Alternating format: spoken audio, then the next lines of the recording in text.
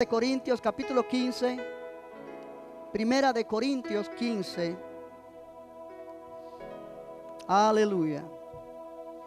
Vamos a leer el versículo 17. Vamos a leer el 14, el 17 y el 20. Primera de Corintios 15, versículos 14, 17 y 20. Cuando lo tenga, dice amén. Déjeme tomar un poquito de agua.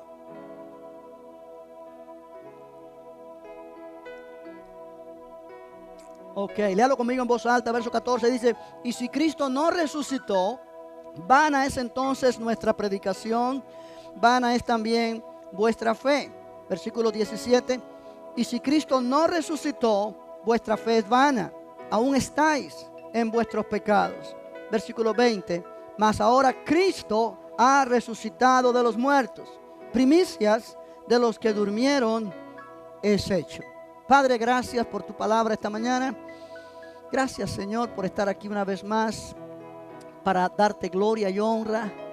Gracias porque es un día especial en el cual podemos recordar la resurrección de nuestro Señor Jesucristo. Ayúdanos, Señor, a entender tu palabra, a recibirla con mansedumbre y permitir que la fe llene nuestro corazón. Oh, Señor, es mi deseo que al entregar este mensaje, cada persona pueda recibir edificación. Ayúdame a poder presentarlo con claridad, con poder, y que todo pensamiento contrario sea quitado de cada mente, que todo espíritu que no es tuyo sea echado fuera de aquí, en el nombre de Jesús. Y Señor, declaro que tu palabra prevalece en el nombre de Jesucristo. Todos dicen amén. Puede tomar su asiento. Gloria al nombre del Señor. He puesto por título a este mensaje: si Cristo no resucitó, nuestra fe es vana, no sirve, no tiene ningún tipo de importancia y estamos todavía en pecado, sin esperanza. Pero qué bueno es saber decir que Cristo resucitó. Cristo resucitó, aleluya. Y es el evento que todo el mundo cristiano celebra hoy día, porque es el acontecimiento más grandioso que haya sucedido en la historia de la humanidad. Además del milagro de la encarnación, cuando Jesús fue concebido en el vientre de la Virgen María, y realmente allí el Verbo se hizo carne para venir a dar su vida en la cruz del Calvario. Eso fue un milagro. Nunca sucedió antes, nunca sucederá después. Pero el milagro de la resurrección de Jesucristo es el milagro que transformó la historia de la raza humana y ha afectado la vida de cada persona que ha creído esto, para bien. Bendito el nombre del Señor. Sin embargo, muchos han tratado de negar, de ridiculizar con razonamientos basados en nada que Jesús resucitó. Muchos han traído teorías tontas, sin sentido, para tratar de desmentir la poderosa verdad de que Jesús resucitó y Él vive.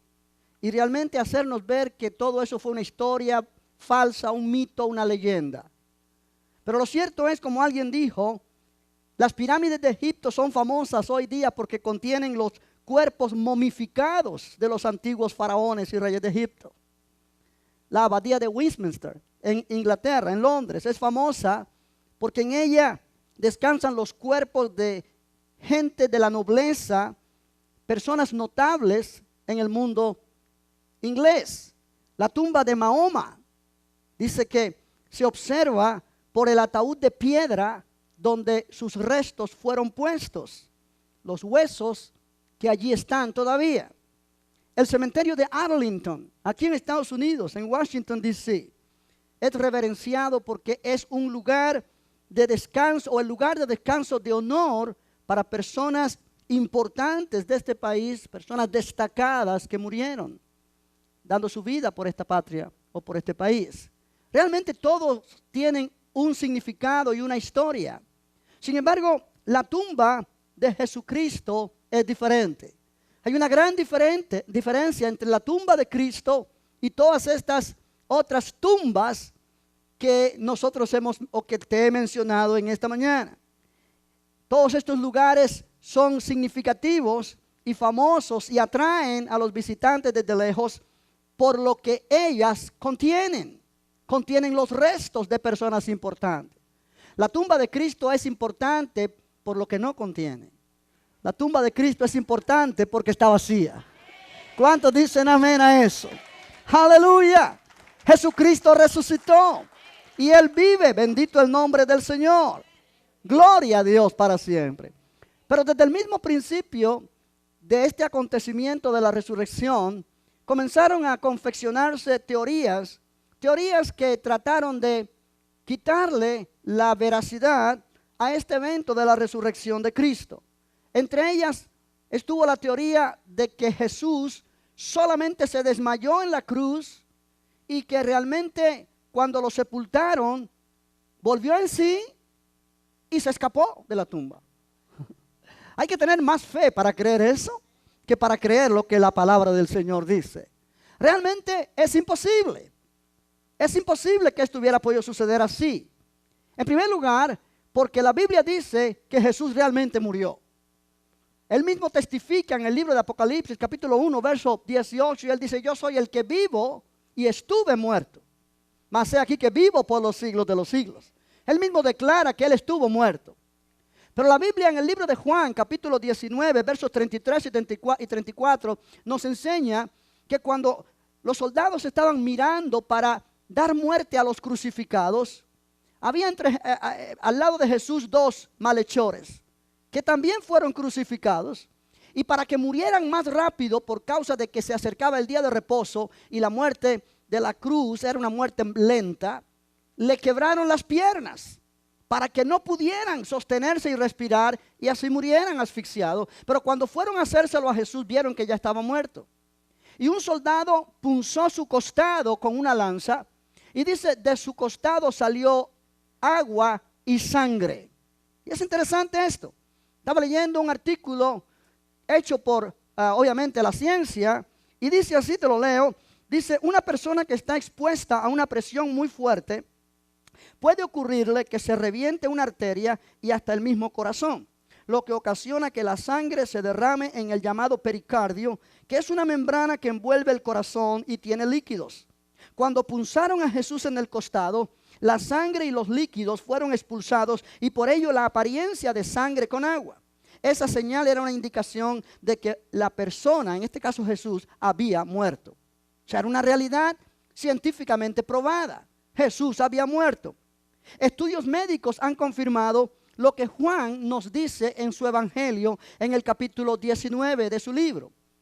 Y dicen estos estudios que según lo que pasó a Jesús, la flagelación que él sufrió, o sea, el castigo de los latigazos que él sufrió, todo lo que él padeció en aquella hora, antes de su muerte, debió producir una hemorragia en la cavidad pleural, entre las costillas y los pulmones. Y el fluido hemorrágico pudo separarse en dos elementos: un líquido ceroso y claro, más liviano arriba, y otro de color rojo oscuro, más pesado abajo. Los dos elementos de la hemorragia, la sangre y el agua.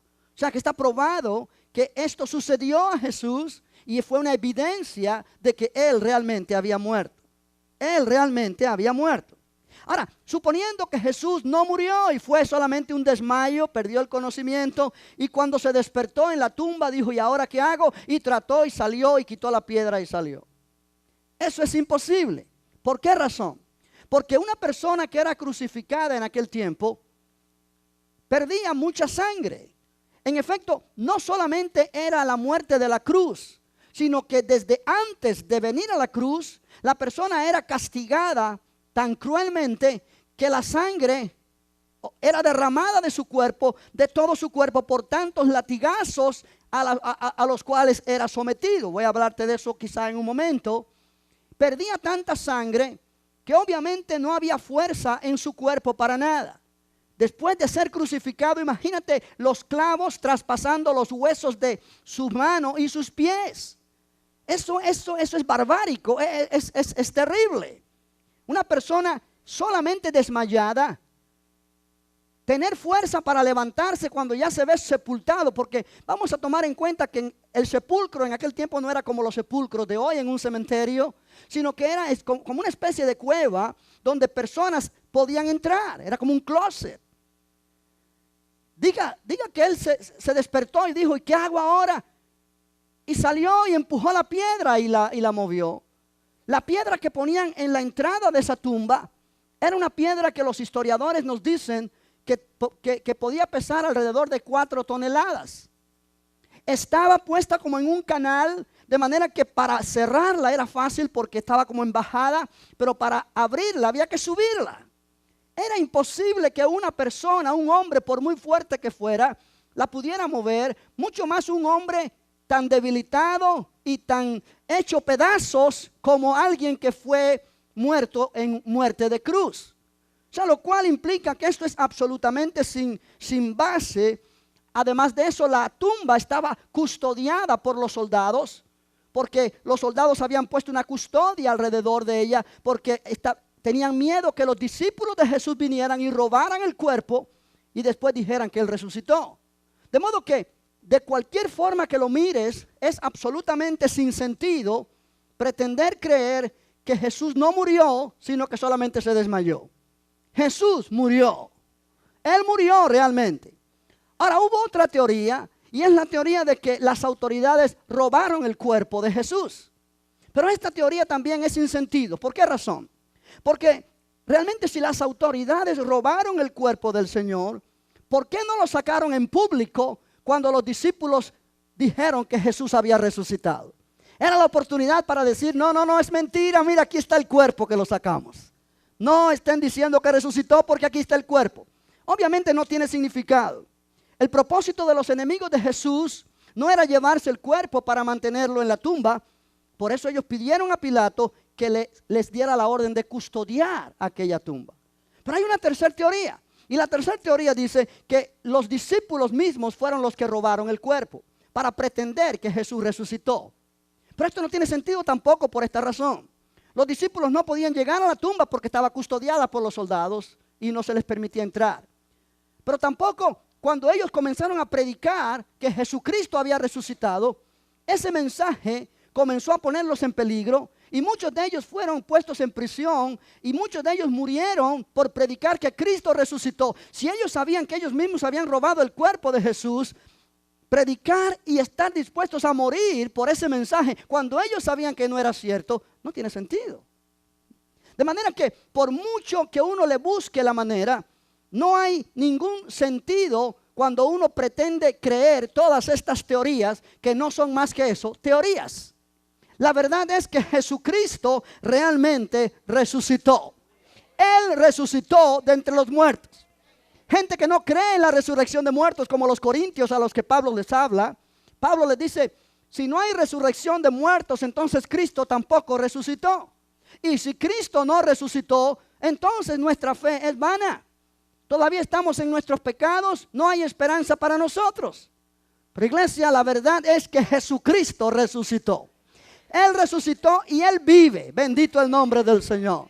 Y hay evidencias que la palabra de Dios nos da de que Él resucitó. En el capítulo 20 de Juan, yo quiero que mires allí conmigo por un momento. Capítulo 20 de Juan. Cada evangelio nos describe este evento. Mateo, Marcos, Lucas y Juan. Pero yo quiero tomar lo que Juan dijo como base en este momento por algo que quiero enfatizar. Dice el versículo 1 del capítulo 20 de Juan, el primer día de la semana, María Magdalena fue de mañana, siendo aún oscuro, al sepulcro y vio quitada la piedra del sepulcro. Entonces corrió y fue a Simón Pedro y al otro discípulo, aquel que amaba a Jesús, y les dijo, se han llevado del sepulcro al Señor y no sabemos dónde le han puesto. Ahora note que ella vio la piedra quitada. Luego llegaron mujeres también que venían a ungir el cuerpo de Jesús con más especies aromáticas para preservarlo. Y cuando llegaron preguntándose, ¿quién nos podrá mover la piedra para entrar? Mateo lo menciona así, Marcos también y Lucas. Cuando ellas llegaron, vieron que la piedra ya estaba removida. Y había un ángel allí que les dijo, ¿por qué buscáis entre los muertos al que vive? Buscáis a Jesús. El que fue crucificado no está aquí. Están en un domicilio equivocado. Él ha resucitado. Venid, ved el lugar donde fue puesto el Señor. Acuérdense que Él dijo, voy a Galilea, allí los espero. Sí, el ángel le menciona esto a las mujeres. O sea, la piedra del sepulcro había sido quitada. Había sido quitada a pesar de la custodia de los soldados. ¿Por qué?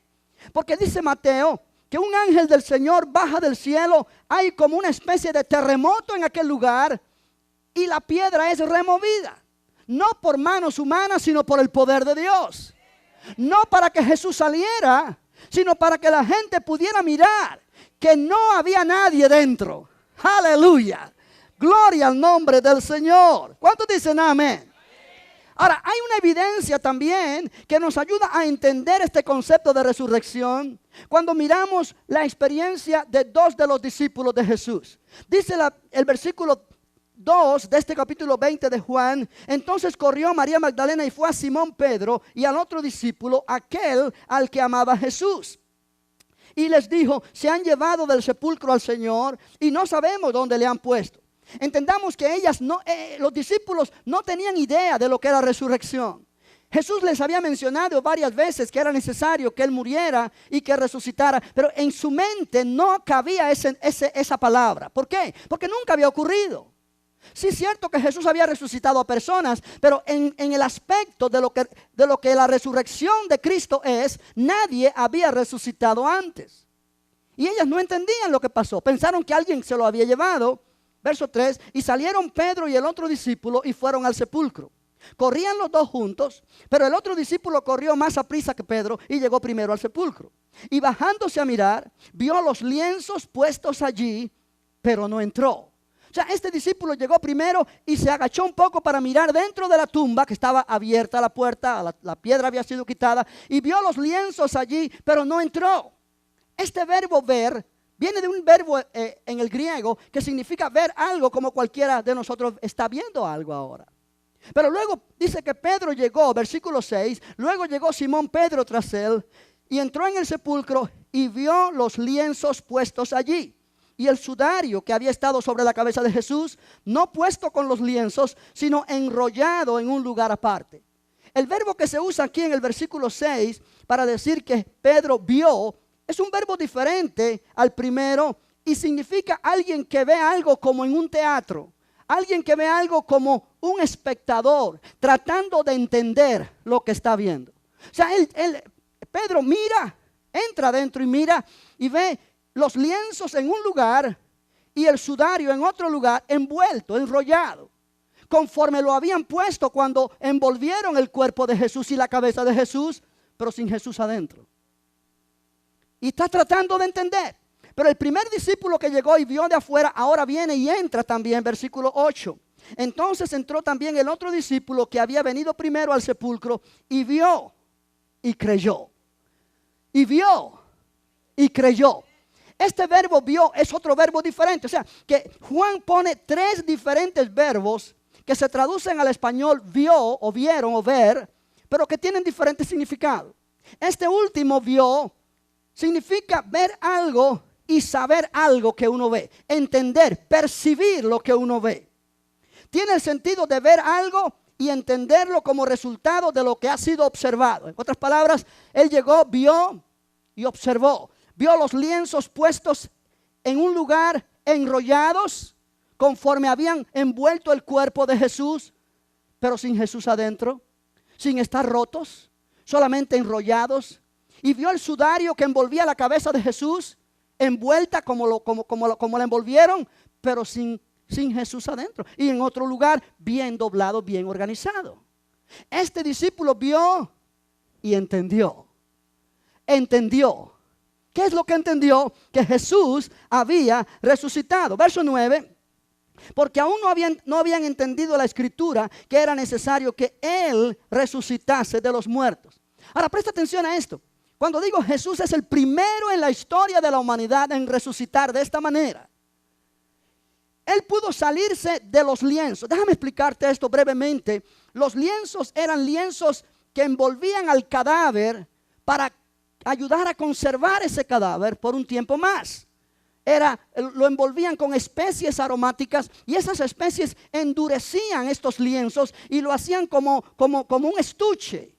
Algo para que no entrara nada a ese cuerpo y se pudiera preservar por más tiempo sin destruirse. ¿Me explico bien? Ahora ellos ven que los lienzos están envueltos, endurecidos por las especies aromáticas y es como una caparazón, por decirlo así. Lo mismo acá con el sudario, pero no está Jesús dentro y no hay evidencia de que se rompieron esos lienzos. O sea, Él salió de allí sin necesidad de romper los lienzos, de la misma manera que Él entró al lugar donde estaban los discípulos y les dijo, pasa a vosotros, sin necesidad de tocar la puerta ni de abrir la puerta. ¿Por qué? Porque fue resucitado con un cuerpo diferente, con un cuerpo glorificado. Aleluya. ¿Cuántos dicen amén? Transformado por la resurrección. Jesús salió de los lienzos que estaban endurecidos por las vendas impregnadas de especies, atravesando esos lienzos, como hizo Él a través de la puerta del aposento alto. Iglesia, esto no podía ser llevado a cabo con un cuerpo físico, terrenal, como con el cual Jesús fue sepultado. Tú recuerdas que cuando Jesús levantó a Lázaro de la tumba, la Biblia dice, Lázaro salió atados de pies y manos. Así envolvían los cuerpos, envueltos en aquel sudario y atados los pies y las manos. Jesús no pasó así. Todo estaba como si nada hubiese sucedido, pero Él no estaba allí. Y el discípulo dijo, esto no es otra cosa que Jesús resucitó. Él no había entendido la escritura, él no entendía las profecías, él no entendió las palabras que Jesús mismo dijo, pero él vio la evidencia. Alabado sea el nombre del Señor. Cuando Jesús se aparece a estos discípulos y también se apareció a las mujeres y ellas pudieron ver que era Él, realmente las apariciones de Jesús también dieron evidencia de que Él había resucitado. No fue alucinación de parte de los discípulos, porque ellos no esperaban que esto sucediera, ni creían que Él resucitaría. Los creyentes no se inventaron la historia de la resurrección para hacer que coincidiera con la profecía, para nada. Primero ellos se dieron cuenta que Jesús había resucitado y más tarde empezaron a relacionarlo con los pasajes de la Escritura.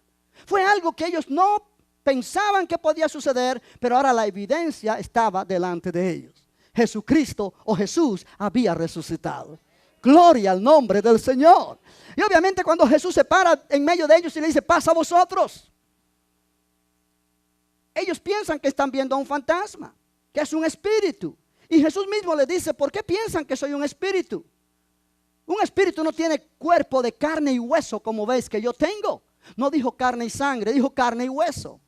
Tocadme y ved que yo mismo soy. En otras palabras, no era un espíritu lo que ellos estaban viendo, era un ser humano, espíritu, alma y cuerpo. Pero un cuerpo no hecho de la tierra, un cuerpo no terrenal, era un cuerpo celestial. Un cuerpo diferente, un cuerpo transformado. Bendito el nombre del Señor. Ahora, ¿por qué razón era necesaria la resurrección? ¿Por qué? ¿Por qué razón era una necesidad? Si tú miras el versículo 9 otra vez de este capítulo 20 de Juan, dice, porque aún no habían entendido la escritura que era necesario que Él resucitase de los muertos. Era necesario, diga conmigo necesario. O sea, habla de una necesidad. Habla de una necesidad, no era una opción, era una necesidad. Jesucristo necesitaba resucitar para cumplir el plan de Dios, para cumplir la escritura. Alabado sea el nombre del Señor.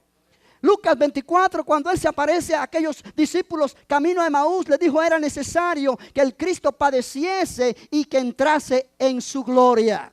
Aleluya. Era necesario. El plan de Dios no podía ser finalizado y completado si Jesús no resucitaba de entre los muertos. La resurrección era necesaria para probar quién realmente es Jesús y para demostrar que su sacrificio fue eficaz. Bendito el nombre del Señor. ¿Por qué razón? Porque si Él hubiera muerto solamente por mucho que sufrió, por mucho que fue maltratado, por mucho que padeció, si Él no hubiese resucitado, su muerte solamente hubiese sido la muerte de un hombre que murió por sus ideales. Como tanta gente ha muerto por sus ideales a través de la historia. Pero la resurrección era evidencia de que el sacrificio de la cruz era efectivo. Gloria a Dios. ¿Por qué? Porque para alguien resucitar tenía que ser alguien que nunca cometió pecado. Alguien que nunca hizo mal. Porque la Biblia dice la paga del pecado es muerte. Jesús nunca cometió pecado en su vida. Jesús no tenía que morir. Es más, Él no podía morir. La muerte no lo podía tocar. Él mismo dijo, nadie me quita mi vida. Yo de mí mismo la pongo. Tengo poder para ponerla y tengo poder para volverla a tomar. Cuando Él se entregó a las autoridades, Él cedió su poder, o mejor dicho, permitió que ellos lo arrestaran, que ellos lo maltrataran, que ellos hicieran todo lo que le hicieron hasta llevarlo a la muerte, porque Él quiso morir. ¿Por qué? Porque en aquella muerte Él estaba llevando nuestros pecados, nuestras enfermedades, la miseria que el enemigo había traído a la humanidad a través de la historia desde que Adán y Eva pecaron. Jesús permitió, voluntariamente se entregó, voluntariamente se humilló. Bendito el nombre del Señor. Y es por esa razón que Él, una vez que llevó a cabo la obra de redención, una vez que llevó a cabo la purificación de nuestros pecados, una vez que llevó a cabo lo que era necesario hacer para que el ser humano fuera salvo, no, nada más lo retenía en la muerte. Él tenía que resucitar. La Biblia dice en Romanos 4:25 que Él fue entregado por nuestras transgresiones y resucitado para nuestra justificación. La Biblia de las Américas lo traduce de esta manera: Él fue entregado por causa de nuestras transgresiones, Él fue resucitado por causa de nuestra justificación. Déjame decirte esto rapidito para que entiendas. Jesús murió sin haber cometido un solo pecado en su vida. La Biblia dice no hubo engaño en su boca, pero Él murió con nuestro pecado. Dios puso nuestro pecado sobre Él.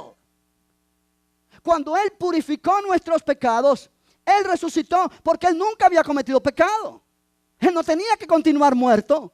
Pero Él resucitó también porque los pecados nuestros que Él llevó, Él los purificó.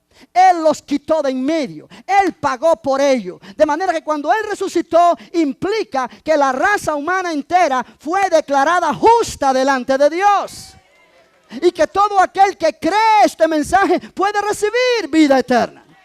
Desafortunadamente no todos creen, pero la provisión fue hecha para toda la raza humana en el nombre de Jesús. ¿Cuántos dicen amén a eso? Aleluya. Cristo resucitó de entre los muertos. Cristo resucitó de entre los muertos. En el libro de Isaías hay una profecía que yo quiero mencionar en esta mañana porque es el centro de este mensaje. A pesar de que Isaías enfatiza más en la muerte y sufrimiento de Jesús, pero también nos enseña su resurrección. Mira Isaías capítulo 52, por favor. Cuando lo tengas, dice lo tengo. Isaías 52. Aleluya. Aleluya. Gloria al Señor. Alábale que Él vive. Isaías 52:13 dice: he aquí que mi siervo será prosperado, será engrandecido y exaltado, y será puesto muy en alto. Ahora, entiende que Isaías está escribiendo esto 700 y tantos años antes de que Jesús viniera a la tierra. Pero él, por el Espíritu de Dios, vio lo que sucedería. Y dice el versículo 14: cómo se asombraron de ti muchos. De tal manera fue desfigurado de los hombres su parecer, y su hermosura más que la de los hijos de los hombres. Yo quiero mostrarte a ti esta mañana, este pasaje fue hecho realidad en la persona de Cristo, en su suplicio. Desde que Él fue arrestado hasta que Él murió en la cruz del Calvario. Nosotros hemos visto películas, hemos visto dramatizaciones en las iglesias y hemos visto muchas demostraciones de la muerte de Jesús, pero todas se quedan cortas de lo que realmente sucedió. Cuando esta película, La Pasión de Cristo, fue puesta, que es una película que muestra de una manera bien cruda la muerte de Jesús, pero el mismo productor de esa película, él mismo dijo que él no pudo hacerlo más literal porque la gente no hubiese ido a ver nada, porque hubiese sido demasiado duro para que la gente lo viera. Iglesia, yo quiero que tú entiendas que cuando Jesús terminó aquel suplicio, Él era una masa de carne y sangre, sin forma ni apariencia, desde su cabeza hasta sus pies. ¿Por qué yo digo esto? Porque Isaías dice: ¿cómo se asombraron de ti muchos? De tal manera fue desfigurado de los hombres su parecer y su hermosura, más que las de los hijos de los hombres. No tenía forma humana, no tenía apariencia humana. Jesús fue abofeteado por los líderes religiosos de aquel tiempo, fue escupido, fue humillado, le arrancaron su barba.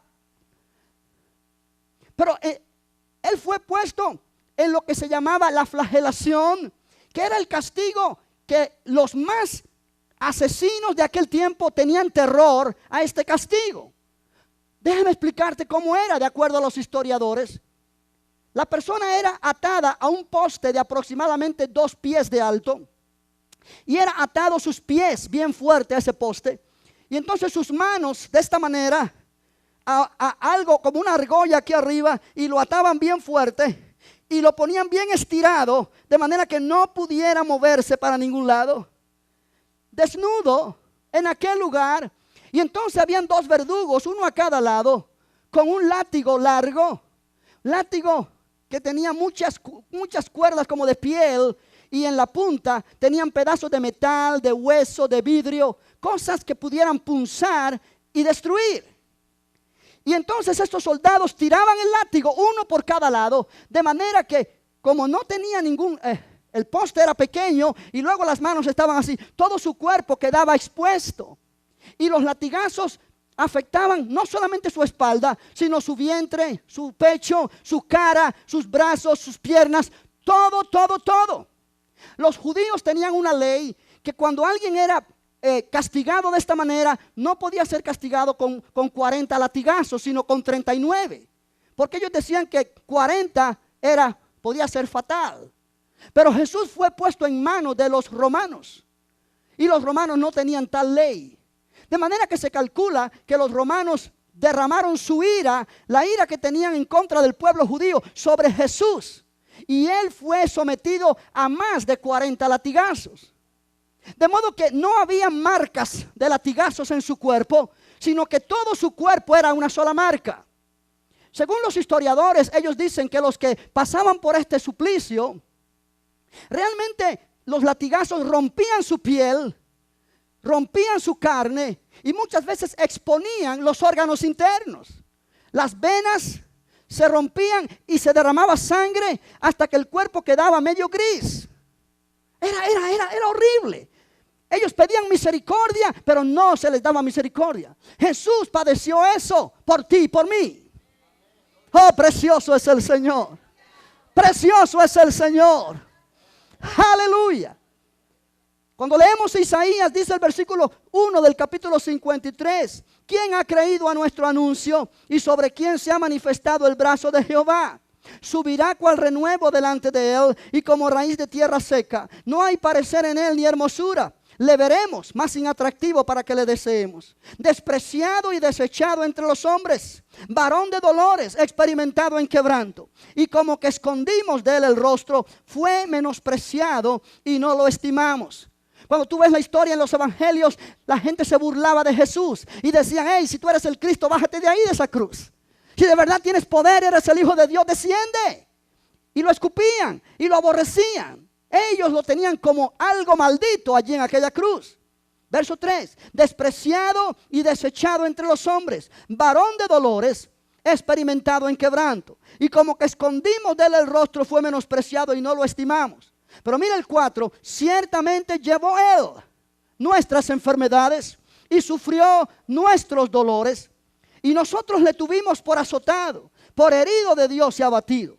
Mas él herido fue por nuestras rebeliones, molido por nuestros pecados. El castigo de nuestra paz fue sobre él, y por su llaga fuimos nosotros curados. Ahora yo quiero que observemos algo aquí. Cuando él fue menospreciado, lleno de dolores, de quebrantos, dice el profeta: ciertamente llevó él nuestras enfermedades, no las enfermedades de él. Él no tenía ninguna enfermedad porque él era sin pecado. Él nunca pecó, no hubo engaño en su boca, pero él llevó tu enfermedad y mi enfermedad. Cuando su cuerpo fue una bola de carne y sangre, una masa sin forma alguna, llena de dolor, de suplicio, llena de todo aquello que daba repulsión, es porque él estaba llevando allí toda clase de enfermedad en su propio cuerpo. Cáncer, artritis, problemas del corazón, problemas de huesos, problemas de sangre, problemas de riñones, problemas de epidemias. Todo estaba viniendo sobre él. Tumores cancerosos estaban puestos sobre él. Su cuerpo fue un desastre, hablando así, porque él estaba llevando allí tu problema y mi problema. ¡Oh, aleluya! ¡Oh, aleluya! Su cuerpo fue una sola llaga. Dice por su llaga. No dice por sus llagas. Dice por su llaga. Desde su cabeza hasta sus pies fue una sola llaga. Dice que le pusieron aquella corona de espinas. Las espinas eran largas y afiladas. Y no se la pusieron con cortesía y cuidado. Le pusieron esa corona que penetrara su cabeza. Y la sangre salía. Iglesia, fue salvaje. Fue barbárico. Porque no solamente eran hombres haciendo esto, sino eran demonios del infierno mismo, guiando a aquellos hombres a hacer algo salvaje, mucho más terrible de lo usual. Y me llama la atención, ellos pensaban que era Dios el que lo estaba azotando así, porque algún pecado había hecho. Pero el verso 5 dice, mas el herido fue por nuestras rebeliones. Tú y yo cometimos las rebeliones, Él sufrió el castigo. Molido por nuestros pecados. Él fue molido. Él fue triturado por nuestras iniquidades. El castigo de nuestra paz. Oh, aleluya. Él le había dicho a los discípulos, la paz os dejo, mi paz os doy. Yo no la doy como el mundo la da. No se turbe vuestro corazón ni tenga miedo. Y Él te dice a ti esta mañana, no permitas que tu corazón se llene de miedo frente a ninguna situación. La paz que yo te doy esté contigo, porque esa paz me costó a mí el castigo más grande que puede haber en un ser humano.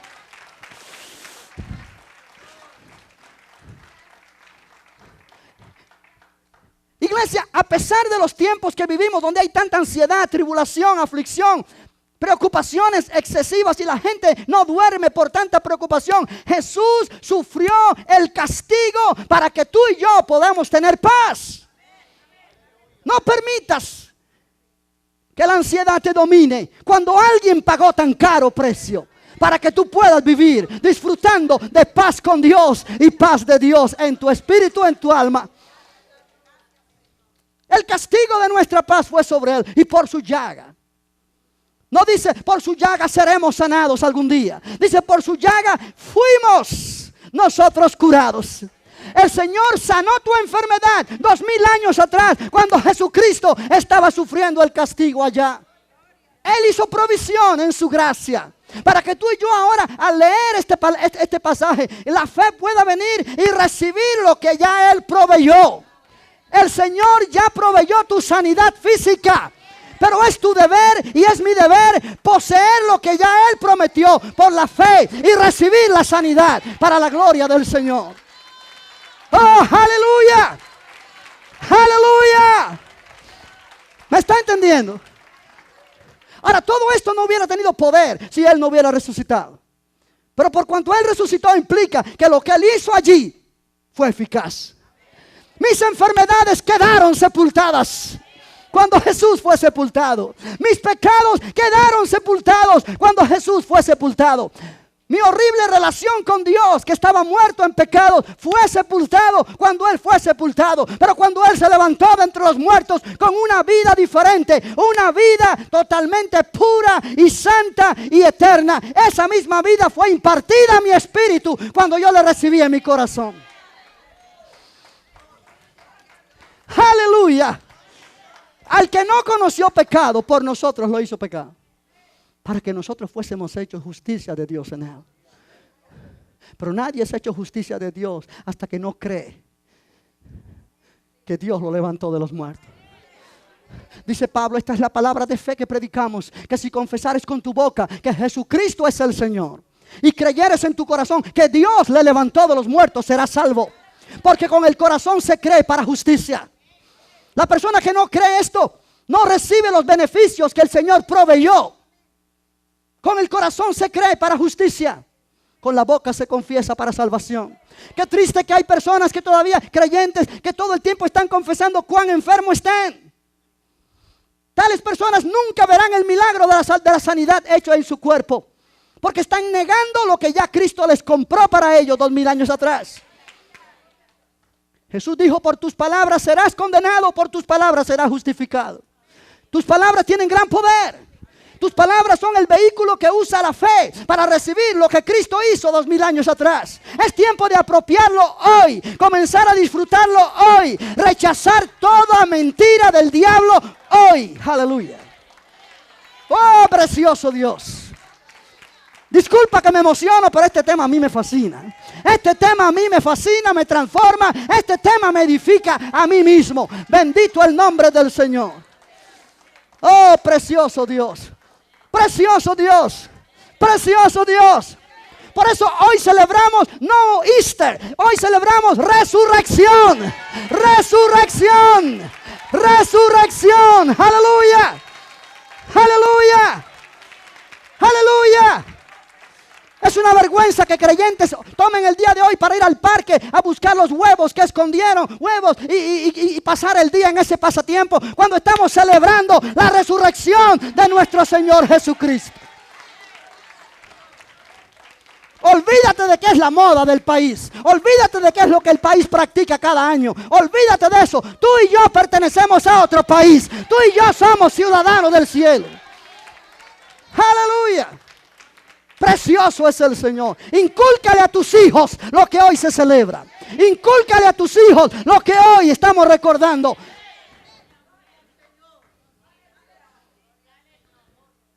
Mis hijas desde pequeñitas, ellas aprendieron lo que hoy se celebra. Tú quieres convicción de tus hijos en el futuro cuando crecen. Hoy, cuando están pequeñitos, ponle esa convicción. Hoy es el tiempo. Pero hay algo más que dice Isaías, versículo número 6. Todos nosotros nos descarriamos como ovejas. Todos nosotros, incluyéndote a ti. No hay nadie justo en su propia justicia, ni uno solo. Cada cual se apartó por su camino. Cada cual quiso hacer lo mejor que le convenía. Y pecó y desobedeció a Dios y se rebeló contra Dios. Pero mira lo que dice, mas Jehová cargó en él, en Jesús, el pecado de todos nosotros. Él tomó tu pecado, por muy terrible que fue, y lo puso sobre Jesús. Angustiado él y afligido, no abrió su boca. Él pudiera haberse defendido. Él pudiera haberse defendido. Según nos dice la historia en aquel tiempo, cuando se le preguntaba al reo de qué lo acusaban, él podía defenderse. Podía evitar que lo condenaran. Pero cuando una persona se le hacía la pregunta 3 veces, ¿de qué te acusan? Y él no responde. Él mismo estaba aceptando su culpa. Varias veces le preguntaron a Jesús, ¿de qué te acusan? Pilato dijo, yo no veo delito en él. Yo no veo ninguna falta en él. Pero él no contestó nada. Él no abrió su boca. Él pudo haberse defendido. Cuando vinieron a arrestarlo, la Biblia dice que Pedro sacó la espada y le cortó la oreja a uno de los que vinieron a arrestar a Jesús. Jesús le puso la oreja y lo sanó. Y Jesús le dijo a Pedro, ¿no entiendes que puedo pedirle al Padre y me enviaría 12 legiones de ángeles que me defenderían para salir de aquí? Pero entonces, ¿cómo se cumpliría la Escritura? Yo he venido para esto. Yo he venido para esto. Él quiso morir por ti. Él quiso morir por ti. Y todavía muchos lo desprecian. Y muchos dicen que el cristianismo es aburrido, que el cristianismo no es importante. Y una persona me dijo hace muchos años, yo nunca le pedí que viniera. La ignorancia llena la mente de las personas que se creen muy inteligentes. Cristo padeció por ti, porque sin ese padecimiento tú te vas al infierno. Y Él no quería que eso sucediera. Y Él quería que tú oyeras este mensaje y le entregaras tu corazón a Él. Y tú lo hiciste un día y gloria a Dios por eso. Porque tú experimentaste la vida de Cristo en ti. Alabado sea el Señor. Angustiado y afligido no abrió su boca. Como cordero fue llevado al matadero. Y como oveja delante de sus trasquiladores enmudeció y no abrió su boca. Versículo 10. Con todo eso Jehová quiso quebrantarlo, sujetándole a padecimiento. Jehová quiso quebrantarlo. El Padre se deleitó en quebrantar a su hijo en aquella cruz. Tú dices, pero pastor, ¿qué está diciendo? No es que Él se deleitó por hacer sufrir a su hijo en aquella cruz, por hacerlo sufrir. Pero yo quiero que tú entiendas que cuando el Padre estaba quebrantando a Jesús en aquella cruz, con tanto dolor, con tanto suplicio, con tanta tortura, Él estaba mirando a ti. Él estaba mirándote a ti. La salvación que eso estaba proveyendo para ti. Cuando yo entiendo que Dios me estaba mirando a mí cuando Él azotaba a Jesús en la cruz. Él me estaba mirando a mí porque Él estaba haciendo mi salvación en aquella cruz. Le costaba a su hijo la terrible muerte de la cruz y el dolor que eso traía, pero esa era la única manera para que yo pudiera recibir salvación. Tan grande era mi pecado, tan grande era tu pecado, que no lo puedes borrar con buenas obras, no lo puedes borrar con buenos méritos. Solo la sangre del Hijo de Dios puede lavar tu pecado. Aleluya, aleluya. Jehová quiso quebrantarlo, sujetándole a padecimiento, porque Él tenía su mirada puesta en mí. Él tenía su mirada puesta en ti. Y Él te estaba diciendo, todo lo que estoy haciéndole a mi hijo es para tu beneficio, es para tu salvación, es para tu sanidad, es para tu liberación, es para tu bendición. El diablo no tendrá más parte sobre tu vida, porque yo estoy poniendo todo eso sobre mi hijo. ¡Oh, aleluya! ¡Aleluya!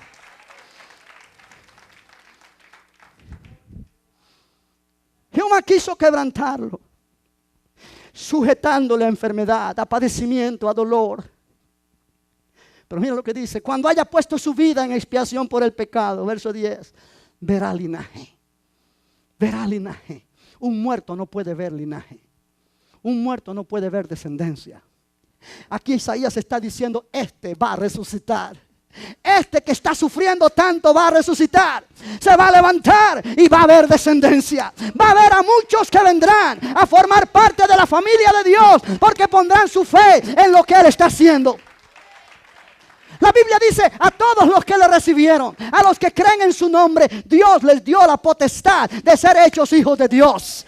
Jesús es el primer hijo de Dios que se levanta de entre los muertos, pero es el primogénito, porque después de Él hay muchos que se levantan. Hay muchos que se levantan. ¿Por qué razón? Porque es una gran familia que Dios está produciendo a través de la muerte de la cruz. Él verá linaje. Y tú eres parte de ese linaje. Y tú eres parte de ese linaje. Di conmigo, yo soy parte de ese linaje. Yo soy parte de esa descendencia. Bendito el nombre del Señor. A ti no te costó nada, a Él le costó todo.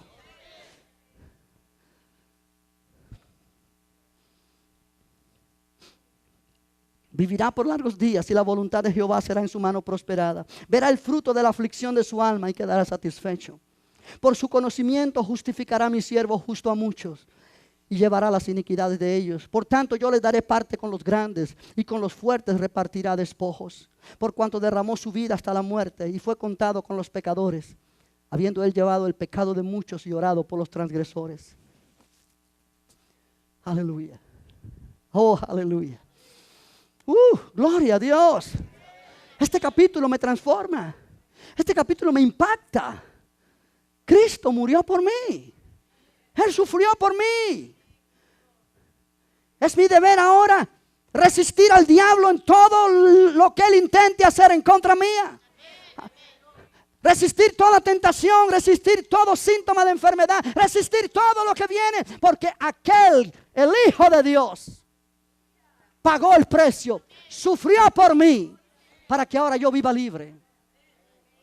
En el nombre de Jesús. La resurrección fue necesaria porque Él murió y resucitó como nuestro sustituto. Es como si tú mismo hubieses muerto y resucitado. Él lo hizo por ti. Él lo hizo en tu lugar. Pero equivale a que tú mismo muriste y resucitaste. Así te ve Dios. Muerto al pecado, como yo decía la semana pasada, y vivo para Dios en Cristo Jesús. Así debes considerarte tú, porque así es como Dios te ve. Así es como Dios te ve. Déjate de mirar ya como un pecador, como un terrible pecador que no puede ni mirar para arriba porque está indigno. Deja de mirarte así. La religión nos ha hecho vernos así, pero la Biblia no nos ve así. Dios no nos ve así. La Escritura nos ve justos. La Escritura nos ve santos. La Escritura nos ve irreprensibles, sin mancha delante de Él. Aleluya. La resurrección nos da esperanza. Esperanza de un día tener el mismo cuerpo como el que tiene Jesús ahora. La Biblia dice: cuando la trompeta suene, los muertos en Cristo resucitarán primero. Luego nosotros, los que estemos vivos, seremos transformados en un abrir y cerrar de ojos. Recibir al Señor en el aire con cuerpos como el cuerpo que Él tiene ahora. El cuerpo que tú y yo tendremos es un cuerpo igualito, semejante como el que Jesús tiene ahora. Es parte de esta salvación. Es futuro, todavía no es, pero es parte. Es lo que nos espera. Dice la Biblia: ahora soy hijos de Dios, pero aún no se ha manifestado lo que hemos de ser. Pero sabemos que cuando Él se manifieste, seremos semejantes a Él, porque le veremos tal como Él es. Le veremos tal como Él es. Cuando Cristo en nuestra vida se manifieste, nosotros seremos manifestados con Él en gloria. Dice Colosenses 3:4. Aleluya. Aleluya. Cristo en nosotros es la esperanza de gloria. Oh, precioso es el Señor. Tú no solamente has recibido un cambio de religión, esto es lo mínimo. Tú has recibido vida nueva en tu espíritu. La misma vida de Cristo en tu espíritu. Y el poder que resucitó a Cristo de los muertos vive en ti ahora mismo.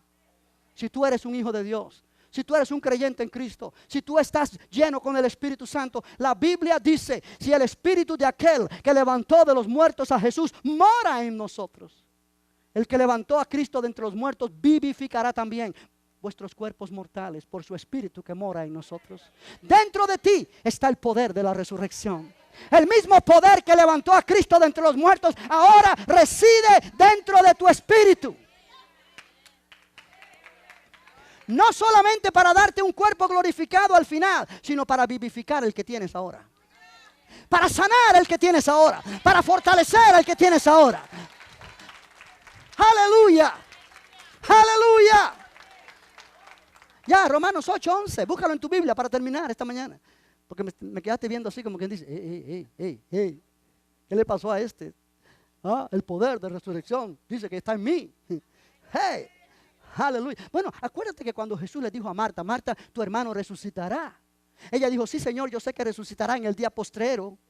Pero Jesús le dijo: Marta, yo soy la resurrección y la vida. La resurrección del día postrero está aquí ahora delante de ti, hablando contigo. Tú y yo resucitaremos. Vista de explicar. Y la ciencia y la filosofía se quedan mudos, sin palabras. La resurrección de Cristo le dice a la historia: repite este evento.